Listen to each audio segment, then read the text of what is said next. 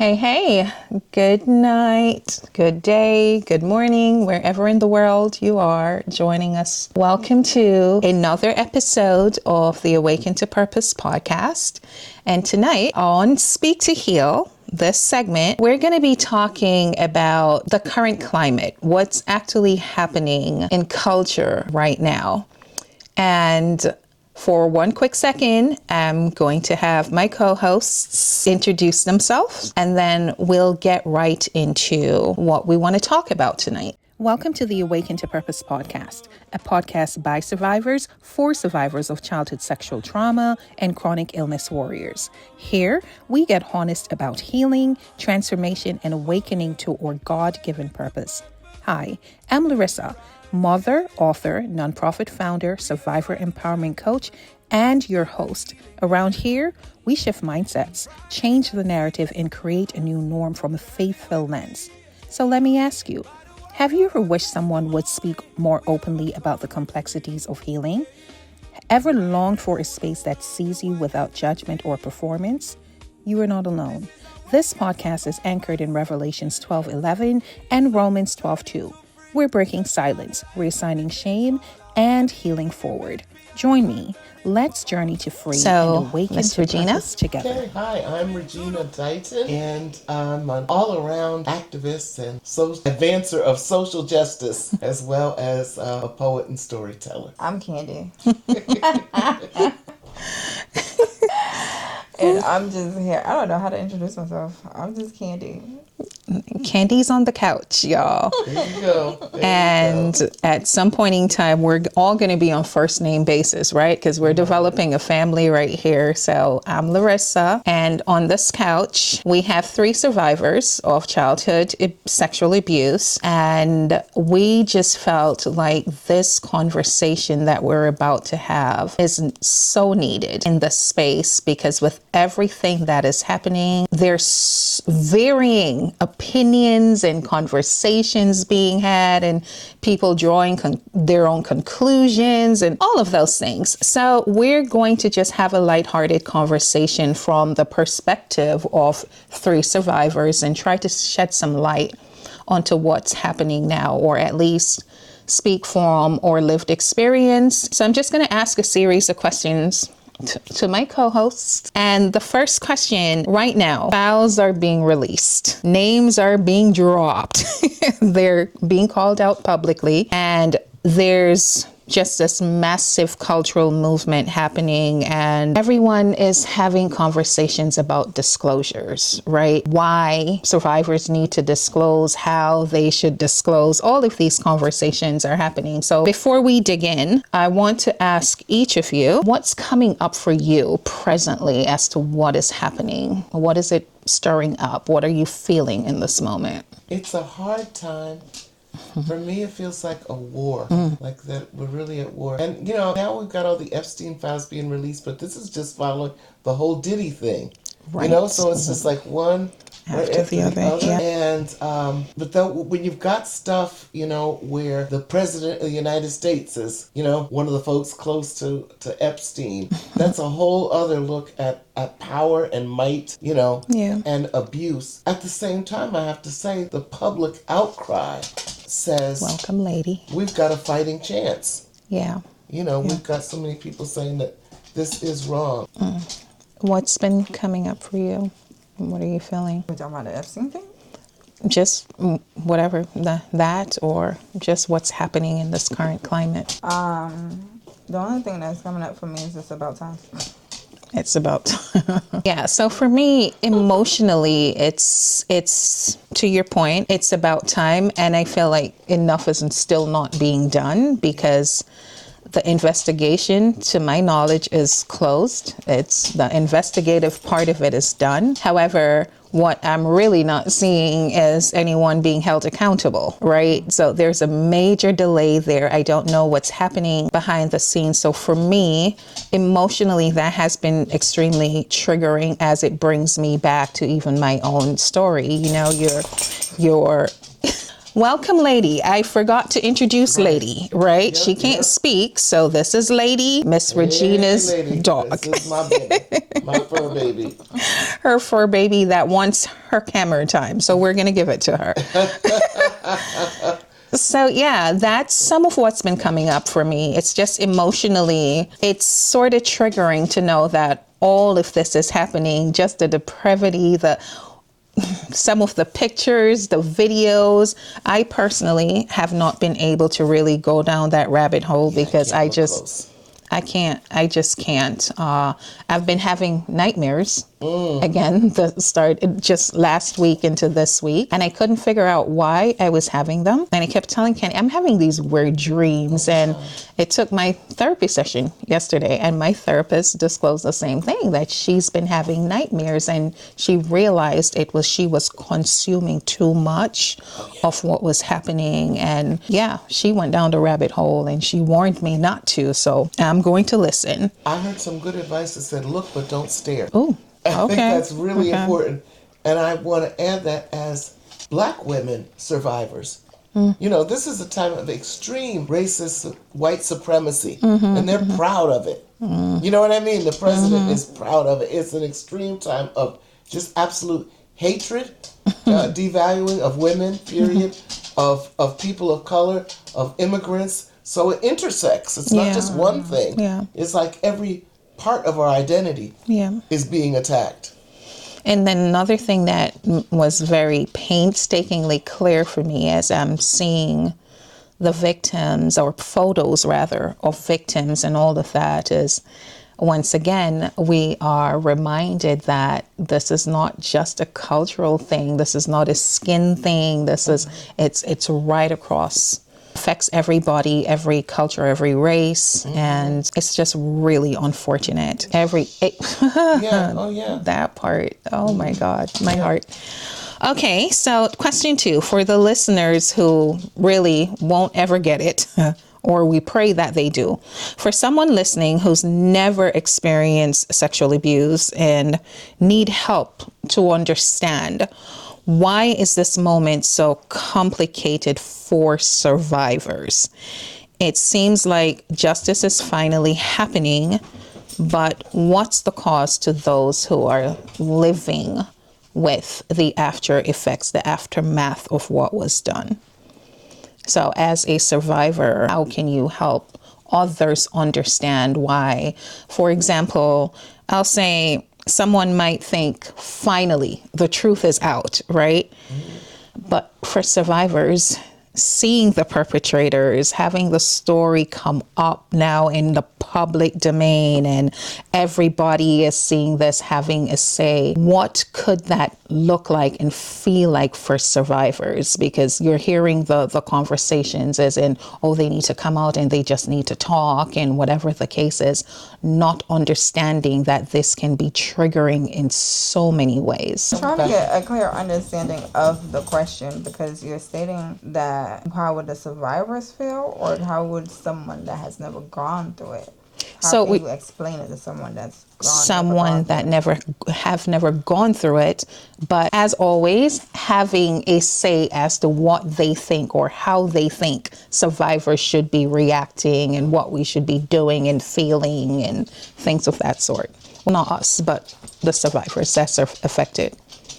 To me, and it may come off very nonchalant or rude, I don't think as a survivor we should be paying attention to try to explain anything to anyone that has never gone through it. Girl, I was thinking the same thing. But in another way, I was thinking that, nope, you'll never get everybody to understand or empathize with everything. Right. And it's no longer that important to me what other people think of me or how they think I should respond or react. Exactly. What I think is important is that those of us who know support one another.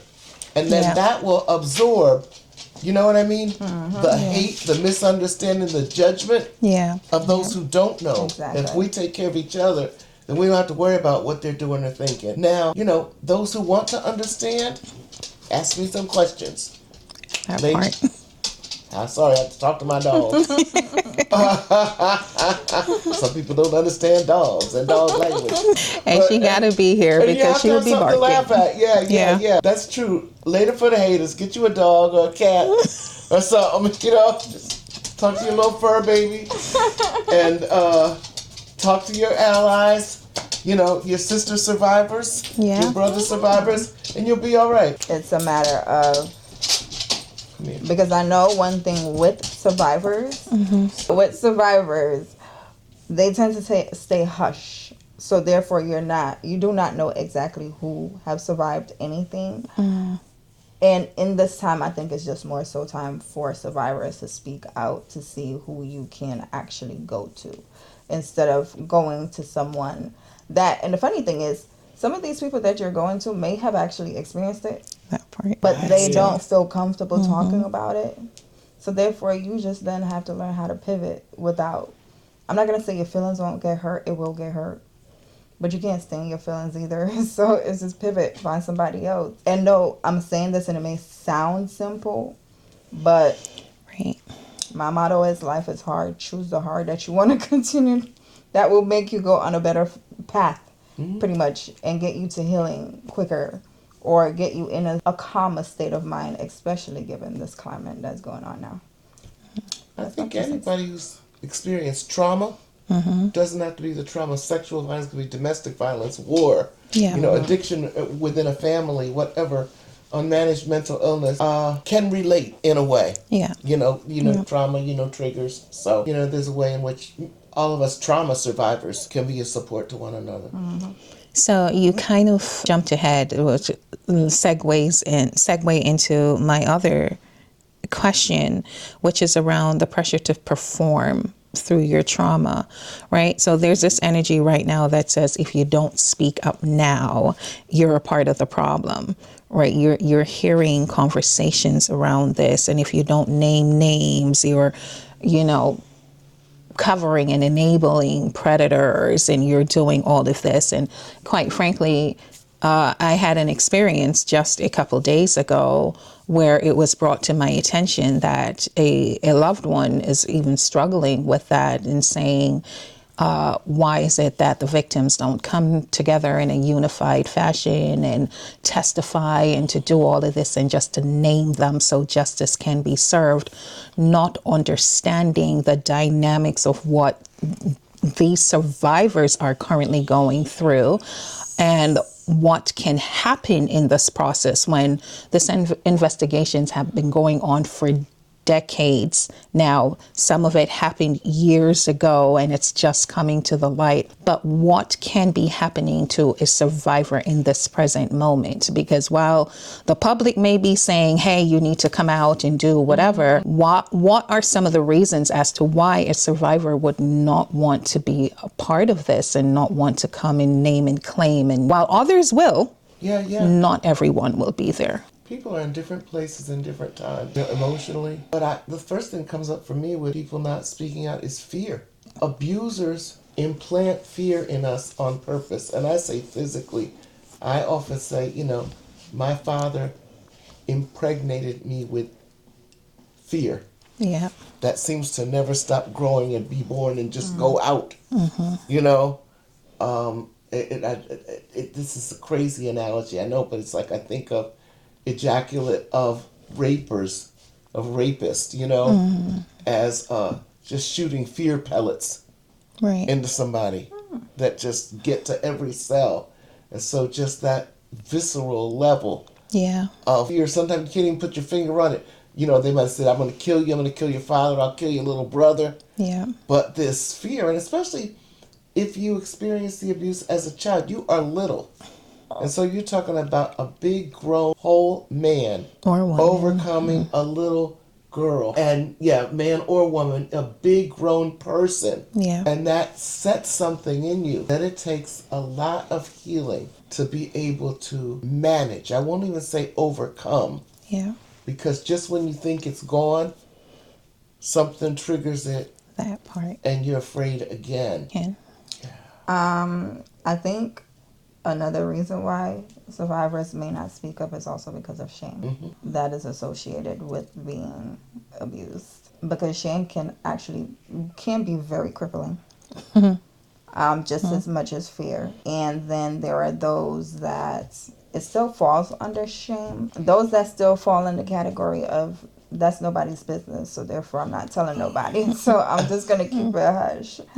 So there is that too. So there's definitely different reasons as to why people aren't speaking out and coming out to say anything, which I completely understand, because I think you have to have a level of awareness and just self-love overall and a certain level of acceptance you have to reach in order for you to speak about what you have gone through. And speaking about shame, a part of that too becomes you don't know where these survivors are currently in their lives, how they have probably, gone on to create lives outside of trying to not deal with whatever. So they have now acclimated. They're now in church communities. They're teaching, they're having regular jobs, and to come out right now and to be a part of this, in addition to the fact that not only would it be re-traumatizing, some people genuinely they want to move on with their lives as well. And there's so many reasons as to why people may not want to talk, because let's not forget also, these are very high profile individuals. The fear aspect of it, that even though, because they thought they got away with it scotch-free, you coming out now and calling their names and coming out, you don't know what they're liable to do, right? So there's that fear aspect. They probably have families now that they also need to protect. There's so many reasons as to why people may not want to speak. And imagine what happens too after you have probably done some work, or probably not done any at all, but the mere fact that now the public knows. Right? Speaking again to the shame, the public knows, and what this is going to do for them emotionally and mentally. All of the survivors that have gone through all of this, the level of healing that they will have to go through if they haven't started that already. This is probably just going to bring everything back up to the surface, and there's just a plethora of reasons why they may not want to speak. Want or even be able. To. And they shouldn't be forced. Don't know what the repercussions may be if someone is forced to speak. Right. Sure. Yeah. Right. Be doing a lot of damage to that person. And it's funny because you don't know what I'm going to ask, but I wrote the questions down, and it's always segueing into the other one about when disclosure becomes a demand, like when people are publicly demanding, and because they never had the experience, right? And even some, unfortunately, that have had the experience, but still expecting, because it's drama. To the public, you're demanding, I want to know, who are we going to hold accountable and how soon we can do that. So it becomes that expectation and that demand. We need you to come out and speak. Now, can we speak to what, again, that does to a survivor, is not having that empathy, but having this expectation placed on them. And trauma defies common sense. Trauma responses are not logical. True. So you have this logical demand, or many times the response is, well, if it really happened, she would have said something in the first place. That's a logical, linear response. Yeah. And I'm happy for those of you who haven't had trauma, which I think is the minority of people. Right. That's good for you, but that's just not how it works. No. So there's the expectation and the demand versus when a trauma survivor is ready and capable. Because you said that earlier. Sometimes they just can't, right? And it takes a process. It's a journey, the healing process. And sometimes something triggers a survivor into action, into wanting to speak and now wanting, but it takes a lot to get there. I had the pleasure of speaking with a young lady today, and the call was simply around she is an incest survivor, and she has now gotten to the stage in the age where she's just like, okay, enough, because she's also learned that this happened to her younger sisters, 3 younger sisters, and she wants to take him to court. And so I spoke to her and told her, how to prep if there is any prepping, because this is going to be hard. Again, re-traumatizing, because she brought up, what will that look like? Are we good? What will that look like? And what did it look like for me having to go to court day after day and look at the individual, right? It takes a certain level of, oh geez, it's my children's reading time. Oh, how cute. It's supposed to be. They're cute if they were reading all the time. It's a hit or miss. I'm sorry about that. But yeah, so I felt so happy for her in the sense that she's at the stage that enough is enough and she wants to make this move. However, I had to be careful in also explaining to her that it's not going to be a walk in the park. Definitely isn't. No. To the point, it takes us a while. Some of us that will get there, others just won't. Some will literally take it to their graves, and for some, I put them in their grave. Jeez, we spoke about that That's too. funny, because that's what I was gonna say. Not necessarily that, but something close to it. Whether you speak about it or you don't speak about it, either way, it still is still affecting you in some way, shape, or form. Because what I noticed with survivors that don't necessarily speak about what have happened to them, it comes out in different ways in their lives. So if you're somebody that's like really snappy, those are all things that's probably at the root. That's what's causing that. So it's pretty much you damned if you do, damned if you don't. So you just got to pick your damned that you want to live with. That's very true. So I'm going to ask both of you to name 2 ways in your own lives how trauma manifested for you. Like you weren't aware prior, but now you're aware that the behavior or however it manifested, this was the cause. I would say workaholism. Ooh, child. Okay. Child. Speak on Busy that. working, just another project. Why? If you're busy, there's no space, no time to remember, to think about what you're made of, to do that stuff. And it's a great way to not have time for relationship. The other, wow. That's the one thing. Sure, ain't nobody got time for that. I'm a businesswoman. I ain't got time for that. Get from around here. So, it's legit. And the world will clap. It is. Work is the one addiction. The world will clap and tell you how good you're doing. So that's one way, workaholism. The other one for me is being real vulnerable to getting into really unhealthy relationships because I didn't know this is in the past, how to value myself, how to require that I be treated a certain way. I could agree to the workaholism. That's Me one. too. 2, I isolate a lot. And also never like people touching me for a good little minute. For a good little minute. I was still there somewhat. Nah, I can tolerate it. No, I don't want strangers touching me. Ain't nobody got time for that. If you're close to me, that's fine. I don't want strangers touching me. No, But also anger. It comes up as anger too. And it's not anger in the instance of just walking around looking pissed or whatever. Yeah. It's just like somebody will say the dumbest stuff and you just snap. Like, what? You ain't in touch with like, it was like, girl, what you mad about that for? Ain't nothing to be mad about. That is true. 2 ways in which it came up for me is and was, because I'm at real time still working through this. It was to a deeper extent, but now I think I'm getting out in front of it and learning how to deal. But my issues with trust, right? That was, and as I said, is still a major one for me, and that simply stemmed from the fact that when you're a child and you learn not to trust from that young age, and then unfortunately we get into the toxic or unhealthy relationships, we attract all of these people that we need not to attract to ourselves, and it keeps the cycle going. So that was a major thing. And it wasn't just in relationships, right?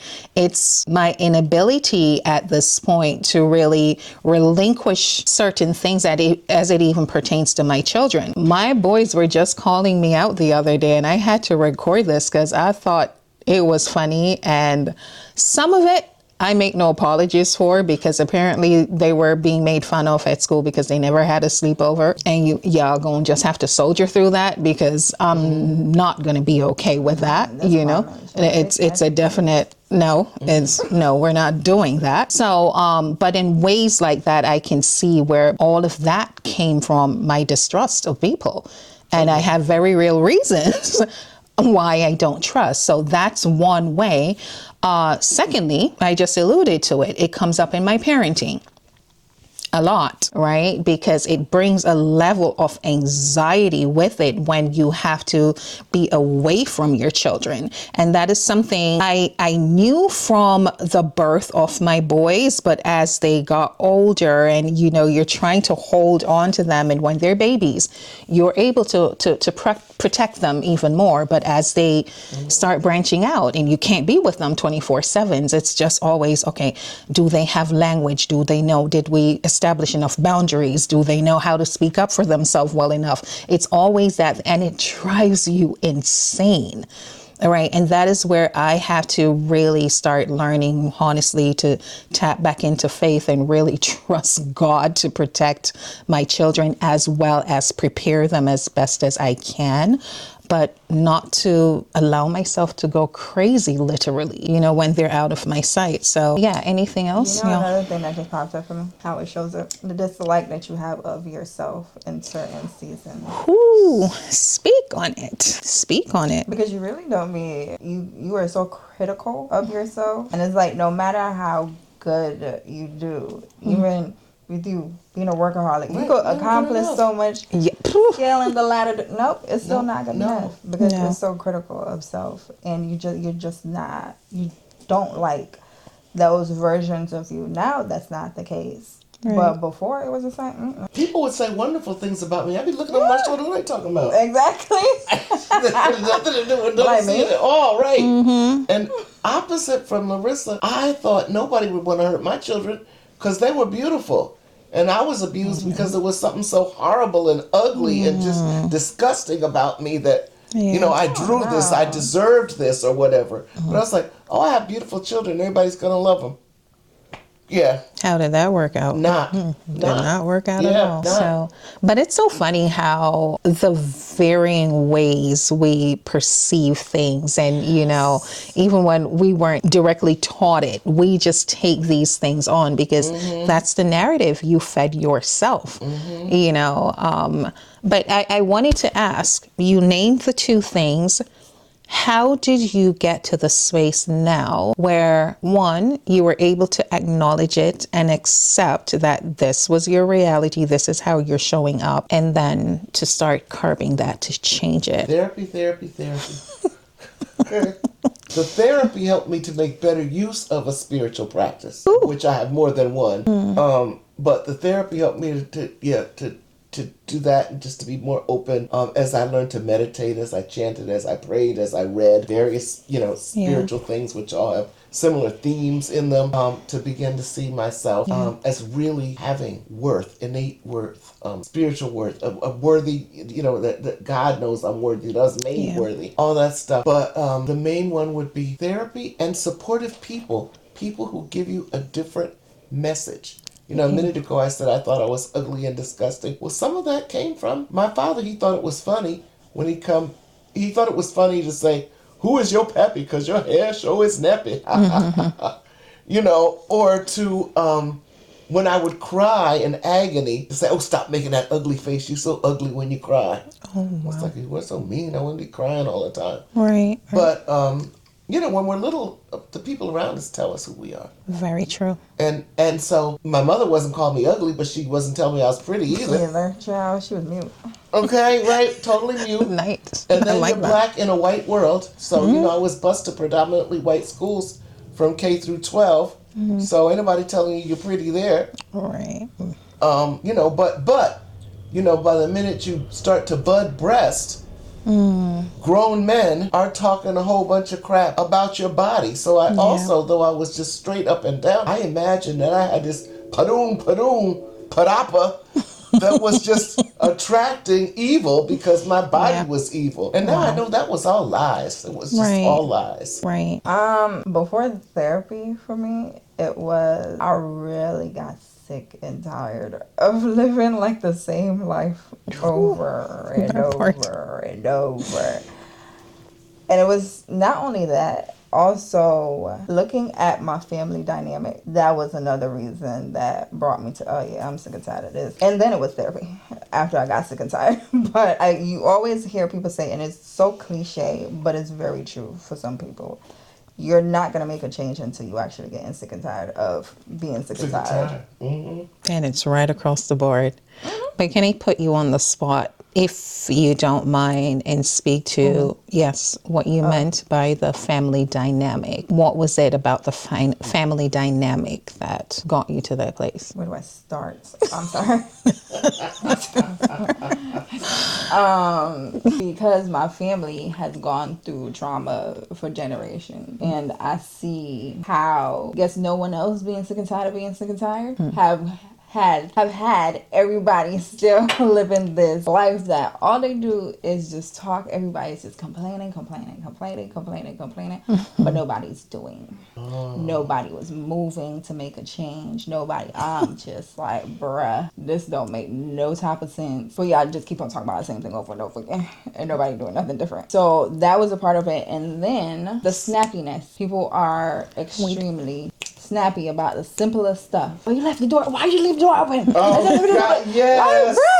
And it's not about the door. It was like, I just walked in, and it was never about the door. It's all, as I keep on saying, it's always something underneath it. So something. I'll stop right there. It's awesome. Well, that was deep.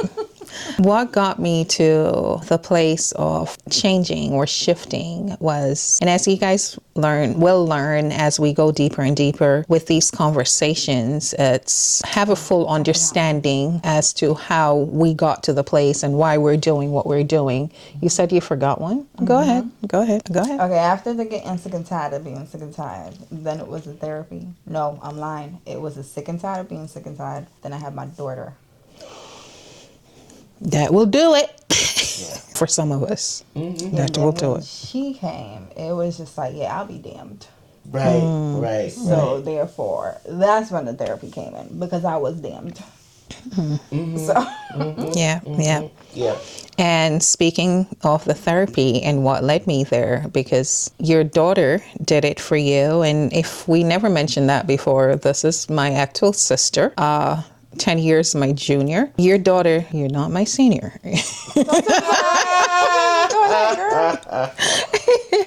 I think that started to shift for me too when I brought life into this world. However, I can't say, I knew it started to awake some things in me, as in, that real mama bear mode. And that when you realize what you never had in the sense of the protection, and now I am in protective mode, overdrive times 1,000. However, that started set things in motion for me, but it wasn't until I realized that others, and I mean younger cousins, had the experience, and now the guilt and the shame that came with that, and this knee-jerk reaction that enough is enough, we got to put a stop to this, right? Which still landed my behind in therapy, because with that came levels of depression. While I had experienced depression for years, didn't know that's what it was. But at that point, I really knew something was wrong, because it was the type of depression where you want to get up out of bed. Everything was just a blur. It was dark. You were I'm in that dark space that I don't want to see anyone. I don't want to talk to anyone, because I'm just that burdened with guilt and shame. So that kind of shifted and changed my trajectory, I can't speak, as to now I have to do something different. Second to that, Go ahead. That was grief, though, What was grief? which you can't get out of it. Now I'm learning, and we're going to talk about that because that's something I literally said that to that young lady today. That's something we really don't speak about. It's the grief that comes along. I remember when we were going to physical aquatics therapy rather, and I asked you that. You said you didn't even know that was a thing to do. Exactly. And many of us, some of us still don't know that, right? Yeah. But that's for another episode. But my second thing was really and truly piggybacking off what Candy mentioned earlier is when I really started to realize this thing never started with me. It spanned generations, and as a result of no one doing anything about it, did you say it's ghetto? No one doing anything about it, which led to the younger victims, unfortunately. I was just angry. I was experiencing a different type of rage at this point because it was just like, whoa, how dare he? And then secondly, how dare y'all left everyone, the babies, unattended. So with that, it really sent me down a path. And started to shift my perspective, which ended me up in therapy because I needed, and it, in the hospital too. Thank you. Too many times to count. But that's what shifted for me. What? Do you realize that the minute you started talking, you stopped going to the hospital as much? Not as much. There you Not go. as much. Okay, continue. It is. You know what toxic. I noticed? That's why I said even if you keep it in, or if you talk about one way, you're damned if you do, you're damned if you don't. Yep. Just choose your damned. You know, one of the things that became painstakingly clear to me, and it didn't happen throughout the period I was going to court. It happened way later. And this was even up until last year. I'm having the revelations around this. As many times as I've had crises and all of this, during one of the most difficult periods of my life, which was going through the court process for 3.5 years, the only time I really got sick where I landed in the hospital is during the process I was pregnant with Joseph. Okay. So with all of that, with the re-traumatizing, the court process with attorneys prosecutors going at me, doing all of this, Miss Regina, I was so determined. The mindset, and that's when I started to realize when they say your mind is so powerful, because you said it earlier, nobody had time for that. I couldn't be up in John Dempsey or Princess Margaret. Okay, right. I had to be in court. Yes. So with sickness of God, no. Right? I pushed right through that thing. It. I ain't gonna say I didn't crash after. But yeah. I really did crash after. But during that process, never got sick. Because something else, I was fired up on adrenaline so much. But anyhow, we'll continue that later. And I'm gonna ask the last question, and we're gonna wrap this up because we started really late, and we're gonna do a part 2 to this. But my final question for this segment, I'm going to ask, we're gonna address why survivors stay silent. And why they stay silent so let me get specific. For example, what are some very real and very valid reasons a survivor? We spoke about it earlier, but I need specifics now as to why a survivor may not speak right now. Please go ahead. I had repressed memories. I did not have conscious memory, and I know a lot of people go, "It's a nothing, you don't want to remember it." This is what I offer you. Do you, if you've had no trauma, can you recount every single second of your entire life? No, you cannot. No, you can't. There are pieces that aren't there. Something may happen to trigger it. I didn't begin to have memories until my precious, beautiful child was abused, who I thought was so beautiful. No one would want to hurt this child. The world would be kind to this lovely child. it was mean old me. That's when, so I'm trying to deal with that. Trying to support my child, put my child in therapy. Yeah. And then I have to jump in therapy because I start having flashbacks. Yeah. That's so funny because the young lady I spoke to today, she is in her mid 20s and 27, so she's under, yeah. And ironically, she too had no recollection of what had happened or to the depth of what she had experienced. And it was something that happened a year and a half ago that triggered her. And she started to have these very vivid memories. And that puts me in memory of the very first retreat that we did with the girls in Jamaica. I remember a young lady had reached out to me and she kept saying to me over and over, she knows something is wrong because she kept displaying the symptoms, right? And she knew, but she cannot pinpoint. She doesn't have memories of what that thing was. And I kept saying to her, and this was early on out for me, I didn't start, as in started to have language or tools or nothing. And I remember saying to her, it's going to come. And be prepared because the memory is going to come at probably at the most inconvenient moment. And I remember leaving that retreat, and it wasn't until we do the retreats in July.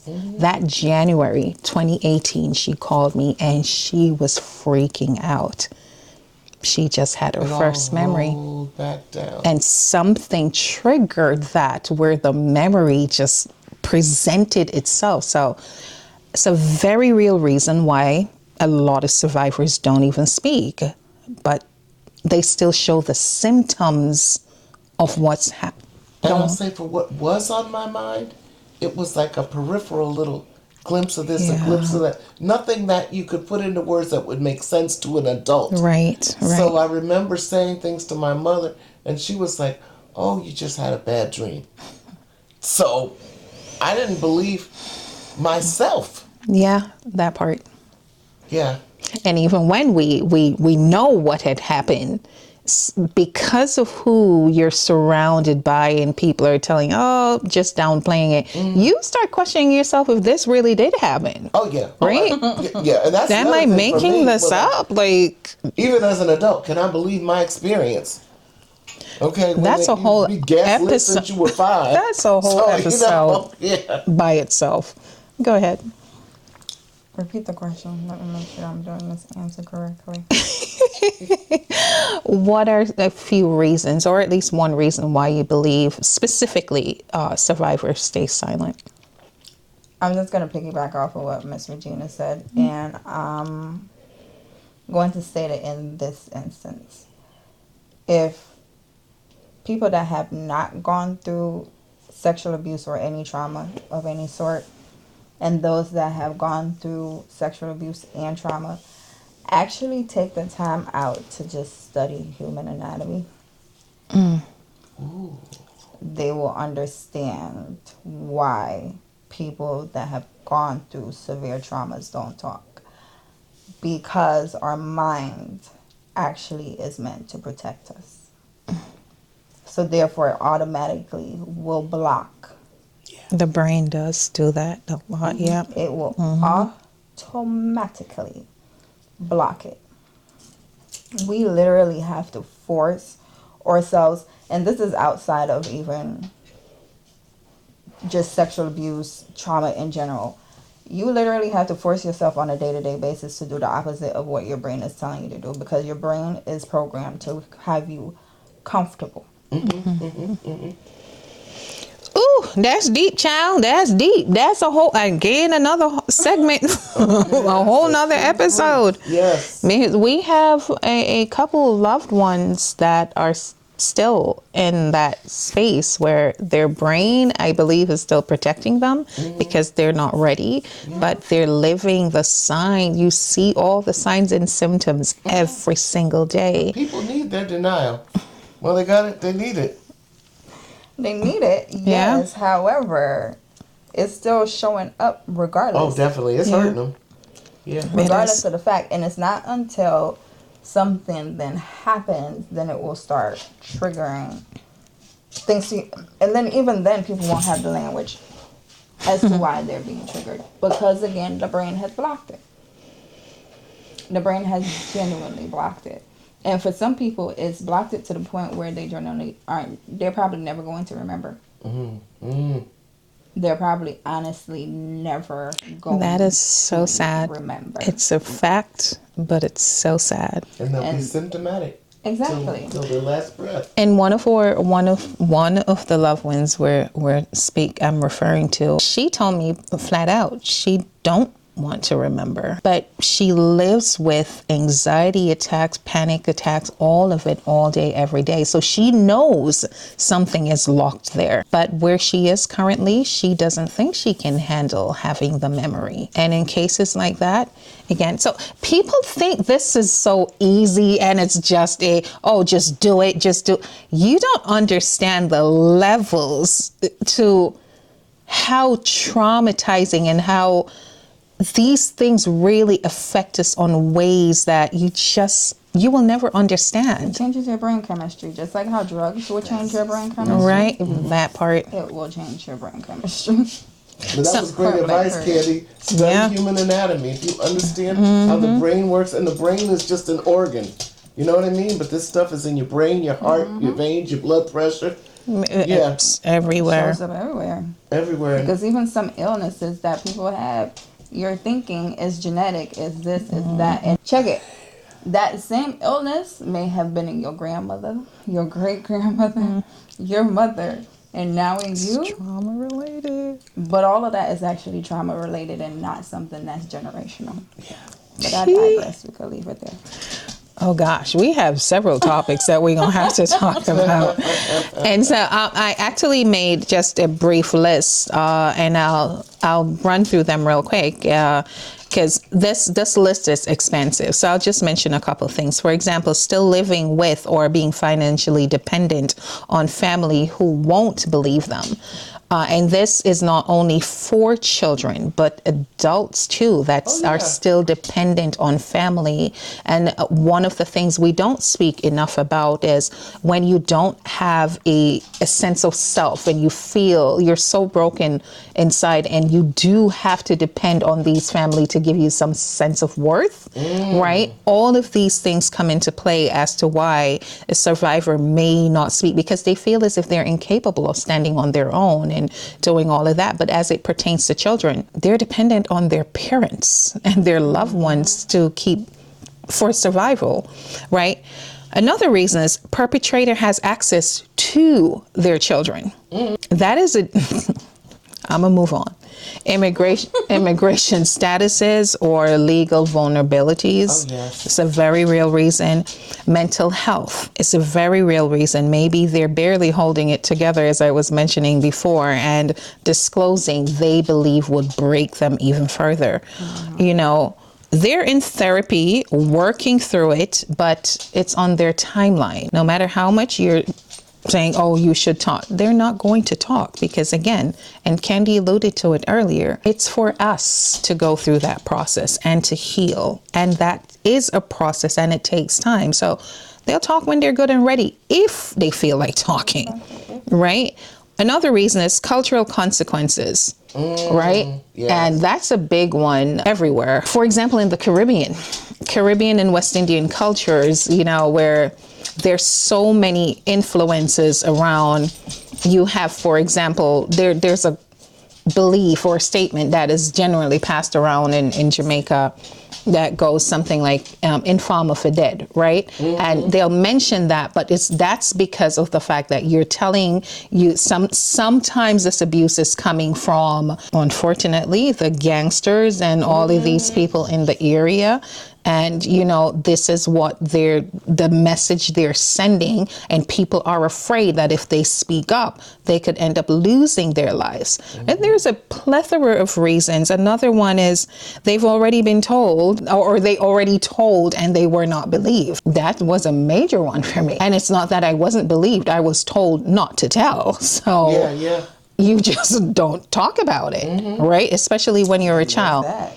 But that's a whole. And then there's that. Sometimes I hate to laugh, and sometimes the same mouth is saying, "Don't tell her," blah blah blah blah. Is one of God can do anything. I can do anything with. You know what? Okay, with Christ who strengthens me, but don't tell that you're getting raped. It's like what?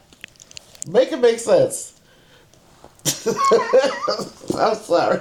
Oh no, you agree. Okay. That's not what happened, but that's for a whole other. I'ma hold it. I'ma hold it. She just put it out there. All right. But you couldn't be righter, okay? The point is, there are several reasons. So it's not for you to say, oh, I just remembered when we initially met. We were having a conversation while you were working at St. Francis, and we were having a conversation similar to this. And this is something I never thought about, and I'll never forget since you said it. One of the reasons that survivors, especially children, don't speak is because of love. Oh, yes. Do you remember that? Yes, because they, first of all, one of it is so many parents, and you should never tell your children this. If somebody touches you like this, that, and the other, tell me and I'll kill them. Children know if you kill somebody, you go to jail. And I worked for 15 years managing a clinic for children who were sexually abused. And when we interviewed them and they finally did tell, they would say, I didn't tell because I didn't want my mommy and my daddy or somebody who loves me to go to jail. And then other times, this was really sad, they would have an abuser who they loved. Say it was an uncle. When uncle wasn't touching them inappropriately, they were having a great time with uncle. And they don't want uncle to go to jail. They just want uncle to stop hurting them. Yeah. I think we're going to wrap here, but I feel as if this needs a whole episode by itself.